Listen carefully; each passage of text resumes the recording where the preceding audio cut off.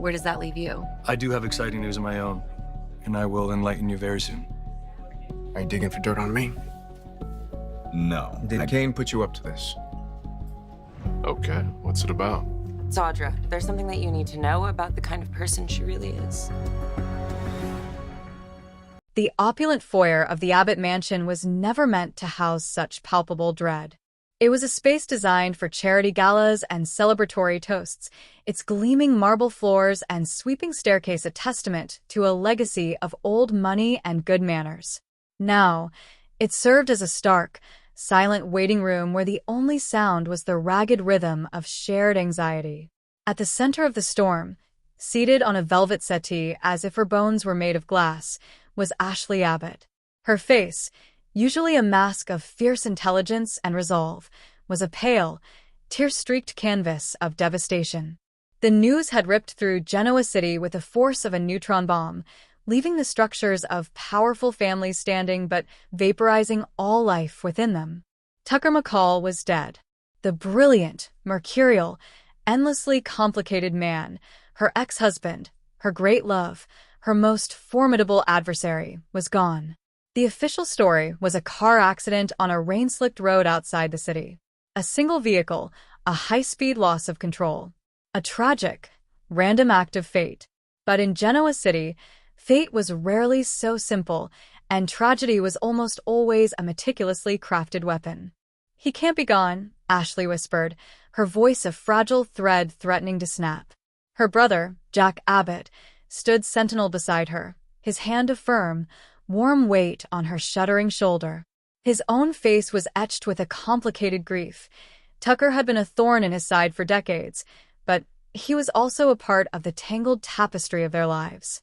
"I know, Ash," Jack murmured, his voice low and soothing. "I know." But Ashley wasn't listening. Her mind was a whirlwind of fractured memories and searing doubts.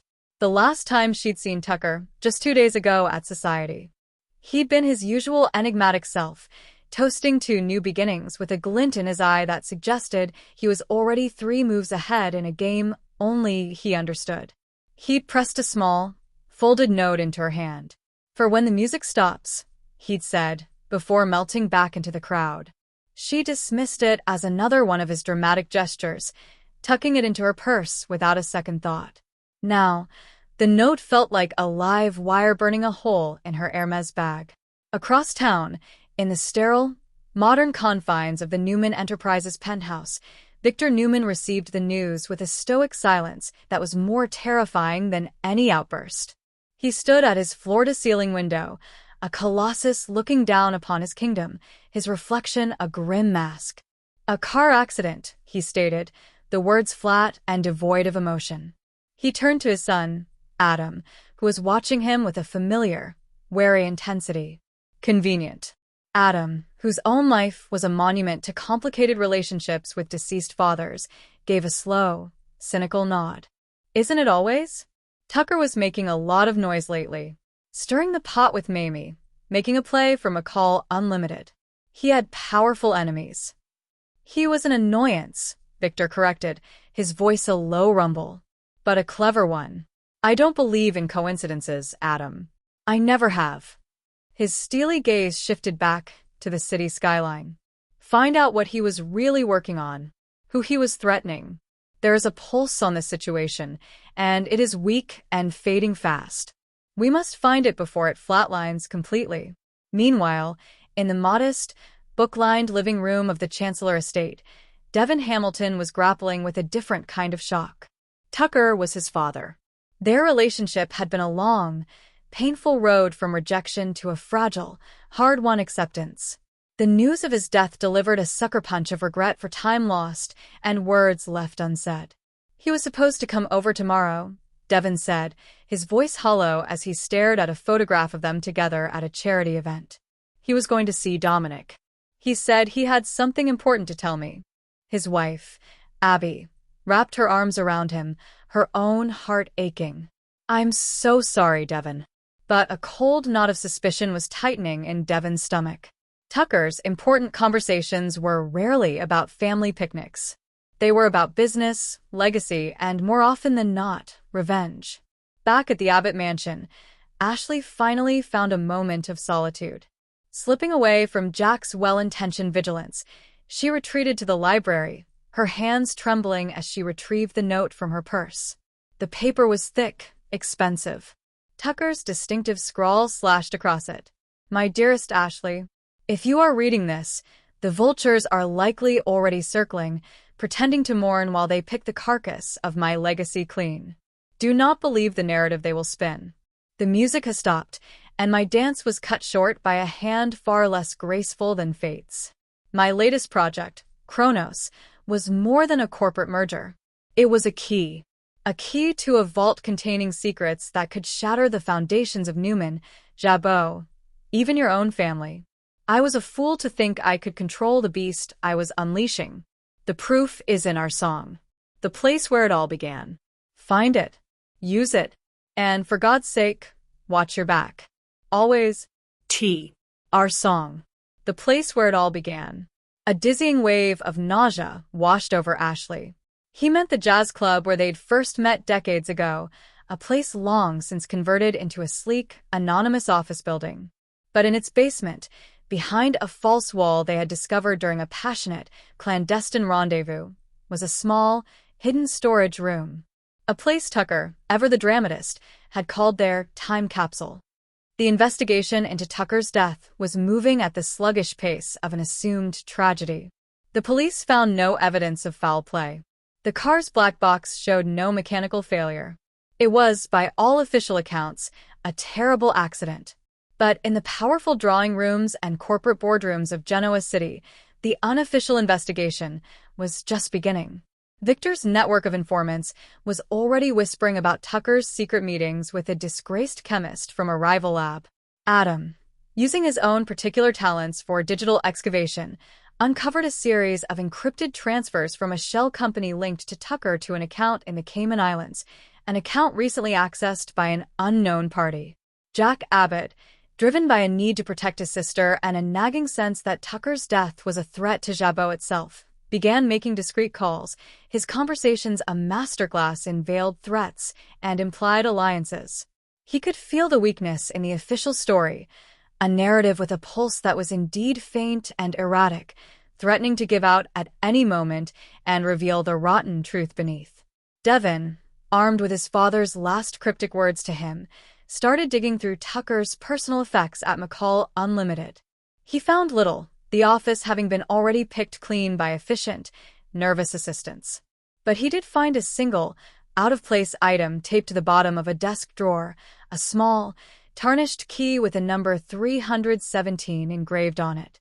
That night, under the cover of a torrential downpour that mirrored the city's mood, Ashley Abbott stood in the cavernous, dusty basement of an old downtown building. Using the key she'd kept on her own keychain for 30 years, a sentimental folly she'd never been able to part with, she unlocked a rusted door hidden behind a stack of forgotten furniture. The air inside was thick and still. And there, in a simple lockbox sitting on a wooden crate, she found it. A slim, high-capacity hard drive. Tucker's Kronos. As her fingers closed around the cold metal, a floorboard creaked behind her. She spun around, her heart hammering against her ribs. The beam of a flashlight cut through the darkness, illuminating the figure of Adam Newman. His face was a mixture of grim satisfaction and predatory intent. "Ashley," he said, his voice smooth as silk. "I had a feeling you'd be the one to follow the trail. Tucker always did have a soft spot for you. A fatal flaw, as it turns out." He took a step forward, his hand outstretched. "I'll take that. My father has a vested interest in ensuring the past stays buried." Ashley clutched the hard drive to her chest, Tucker's final words echoing in her mind. "Watch your back." The weak pulse of the truth was in her hands now. It was faint, threatened by the looming shadow of the Newman Empire, but it was still beating. The battle for Tucker's legacy and for the truth behind his death had just begun, and the fate of every major dynasty in Genoa City now hung in the precarious, fading balance. The Young and the Restless, YNR, spoilers indicate that Lucas Adams' first airdate has been revealed, so we now have a good idea of when to expect Noah Newman's coma awakening.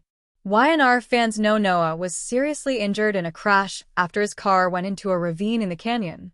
Although that crash was initially believed to be an accident, the witness report tells a different story.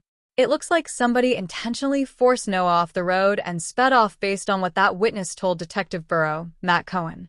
Noah is in an induced coma due to brain swelling, but he's obviously going to pull through this nightmare. Lucas Adams is all set to play a Noah Newman recast, and fans won't have to wait much longer on his debut. According to TV Guide, Adams will make his first appearance as Noah on Tuesday, November 4th. Of course, Noah should be brought out of his coma around that time, too. At the moment, Noah is just a faceless figure in a hospital bed. With all those bandages covering Noah's head, there's no point in having Adams step into the role just yet. A stand-in will continue to serve as injured Noah until Adams' first episode finally arrives. There's no confirmation so far on whether Noah's brain might get a bit scrambled. Some memory loss is certainly possible in a situation like this, especially on soaps since amnesia storylines are so common. Regardless, you can bet that Noah will face questions when he awakens about why he was driving in the canyon and who might have wanted to wipe him out. It'll be interesting to see how much Noah can remember once he opens his eyes and fills Sharon Newman, Sharon Case, as well as Nick Newman, Joshua Morrow, with relief. Noah's mystery will end up being connected to Sienna Bacall, Tamara Braun, and Roger Howarth's character, who may turn out to be the shady guy named Mitch who's already been mentioned as her partner for life. Are you looking forward to Lucas Adams' debut as Noah Newman on November 4th? How do you feel about all the Y&R action that's happening in Los Angeles? The Young and the Restless spoilers say Noah's secrets will unravel and lead to even more shocking news, so stay tuned for updates on all the curveballs. CDL will have other terrific Young and the Restless spoilers, news, and updates to check out, so visit us regularly. The Young and the Restless, Y&R, spoilers reveal that 4 monster-sized twists could change everything, so let's discuss how Genoa City will be affected by the shockers happening in the coming months. For starters, a new villain is going to shake things up.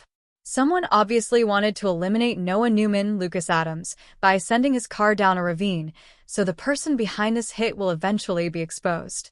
Roger Howarth's character hasn't been confirmed just yet, but there are signs that he might be romantically entangled with Sienna Bacall, Tamara Braun. Sienna has been in a long-term relationship with someone named Mitch, who could be the new baddie behind Noah's awful circumstances. Whatever the case, Noah's enemy may want to watch his back once Nick Newman, Joshua Morrow, gets updates on who's responsible. You can bet Nick will give Victor Newman, Eric Braden, that news, so Noah's grandfather could go after revenge. 2. Noah's unsettling transformation. Noah could undergo a bit of a monstrous transformation of his own, depending on how his brain injury affects him. We could see Noah awaken with at least partial amnesia and some major personality changes. Noah will focus on his independence rather than falling in line like a loyal Newman soldier, so he'll end up fighting with Nick down the road. Y&R spoilers say Noah will concentrate on his own path forward, but Nick and Sharon Newman, Sharon Case, will have concerns, especially considering whatever criminal situation their son has already landed in. 3. Kane's not a monster-proof or continued downward spiral. As for Kane Ashby, Billy Flynn, he recently talked about his goal of proving to Lily Winters, Crystal Khalil, and the twins that he's not a monster. Will Kane pull off his redemption with some bold move that proves he's a good guy at heart? That might be a possibility for Kane at some point, but his actions might get worse before they get better. If Kane and Phyllis are on a bedroom collision course, that could spell disaster for Kane's reputation and next chapter. 4. Victor and Jack's feud reaches disturbing new levels. Over with Victor and Jack Abbott, Peter Bergman. Their feud is far from over. Jack and Victor are a little distracted by Kane at the moment, but it won't be long until they direct their attacks at each other once again. Some big betrayals and shocking blows are ahead in this Newman-Abbott conflict, so don't miss all the fury and devastation that'll be unleashed. The Young and the Restless spoilers say things will turn downright monstrous on Y&R thanks to all these twists, so stay tuned. The Young and the Restless, Y&R, recap for Friday, October 17th, reveals that Sienna Bacall, Tamara Braun, will share a weird phone call with Nick Newman, Joshua Morrow, while Dirty Detective Bureau, Matt Cohen, keeps a secret. At the hospital, Detective Burrow will ask Nick and Sharon Newman, Sharon Case, why Noah Newman, Lucas Adams, was in Los Angeles and driving on that stretch of road so late. Nick will get agitated and wonder if Detective Burrow is blaming Noah, but Detective Burrow will suggest he's just gathering the facts. Detective Burrow won't be able to release the name of the witness who called about Noah's emergency, but he'll get Nick's contact info so he can ask further questions and share updates. After Detective Burrow leaves, Nick and Sharon will agree something seemed off about that guy, especially since they didn't even see the proper identification. Once Detective Burrow gets on the phone with someone outside, he'll admit he told Noah's parents what they agreed upon. Detective Burrow, who is clearly either a dirty cop or a fake detective altogether, will insist he thinks Sharon and Nick bought it. Burrow will also pass along Nick's cell phone number to the person he's working for. Back inside the hospital, a call will come in on Noah's phone from Sienna Bacall. Nick will answer it and surprise Sienna with the news that Noah's been in a serious car accident. After Nick starts throwing questions at Sienna, she'll call herself a friend of Noah's and hope he's okay before hanging up. Nick will find it suspicious that Sienna didn't even stay on the phone long enough to see how Noah was doing. After Nick and Sharon mull over the Sienna mystery, Sharon will head back into Noah's room and recite the names of states in alphabetical order. That's something Noah used to like for Sharon to do when he was a kid. As for Nick on Friday's Y&R episode, he'll guess the passcode on Noah's phone and break into it in hopes of getting answers. Nick will ultimately call Sienna back, but she'll let it go to voicemail and will seem on edge. In Genoa City, Nate Hastings, Sean Dominic, will bump into Audra Charles, Zuleika Silver, while he's out for a run. After Nate hints about meeting up with someone, Victoria Newman, Amelia Heinley, will appear. Victoria will mention something about Noah's car accident, so Audra will fish for information since that's her ex, and she still cares about him. However, Victoria will want to speak with Nate in private, so Audra will take the hint and leave. Once Victoria fills Nate in on Noah's injuries, he'll urge her to stay positive. Nate and Victoria will share a close moment as Audra comes back for her forgotten shopping bag, so that'll bring some awkwardness and leave Audra looking jealous. At the Jazz Lounge, Jack Abbott, Peter Bergman, will get confirmation from Billy Abbott, Jason Thompson, that he's truly turned against Kane Ashby, Billy Flynn. There'll also be some talk about establishing peace as brothers and learning to agree to disagree. Jack will admit his primary goal of contacting Jill was to open her eyes about Kane, but he'll also hope for reconciliation between Billy and his mom. Billy won't think he's ever going to be as close to Jill again, but Jack will suggest maybe things will get better with time. Jack will also find out Abbott Communications has a new investor, but Billy won't reveal that it's Jill. The Young and the Restless spoilers say Billy and Jack may be entering a new phase where they start getting along more often, so stay tuned. The Young and the Restless, Y&R, preview video for the week of October 20th to 24th reveals that drunk Tessa Porter, Kate Fairbanks, will kiss Daniel Romalotti Jr., Michael Graziadei, while Kyle Abbott, Michael Mealer, catches Holden Novak, Nathan Owens, and Sienna Bacall, Tamara Braun in an intense conversation. Y&R's weekly promo kicks off with Claire Newman, Haley Aaron, asking Kyle what he's doing as he spies on Sienna and Holden. However, Kyle will argue that the more important question is, what is Holden doing and who is he doing it with? Of course, Claire may lash out over Kyle trying to make Holden look bad. Holden will indeed be acting shady, but that doesn't mean Claire will like the way Kyle's making this some big gotcha moment. That said, Claire may have some questions of her own for Holden and even Sienna since she met her at the club. At the Jazz Lounge, Christine Blair's Laura Lee Bell bachelorette party will take a wrong turn thanks to an uninvited guest.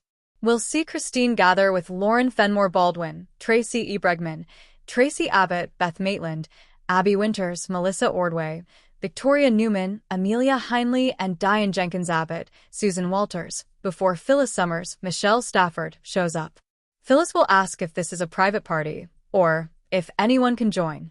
Of course, Christine won't be pleased over Phyllis derailing the celebration and may throw Phyllis out soon enough. Y&R's weekly preview video also features Daniel studying a seemingly drunk Tessa and leading her upstairs at the GCAC. Tessa plants a kiss on Daniel in the promo clip as well, but he may put a stop to the lip lock soon after. Daniel won't want to take advantage of Tessa when she's in such a vulnerable state, but he definitely has feelings for her. Once Tessa sobers up, she'll no doubt need to have a conversation with Daniel about where things stand between them. Although Tessa still loves Mariah Copeland, Cameron Grimes, it's clear that her marriage is crumbling more and more every day. The Young and the Restless spoilers say Tessa's romantic life will remain messy, so stay tuned for updates on any other important news about her future. CDL's the place to be for fantastic Young and the Restless spoilers, news, and updates, so make us your one stop.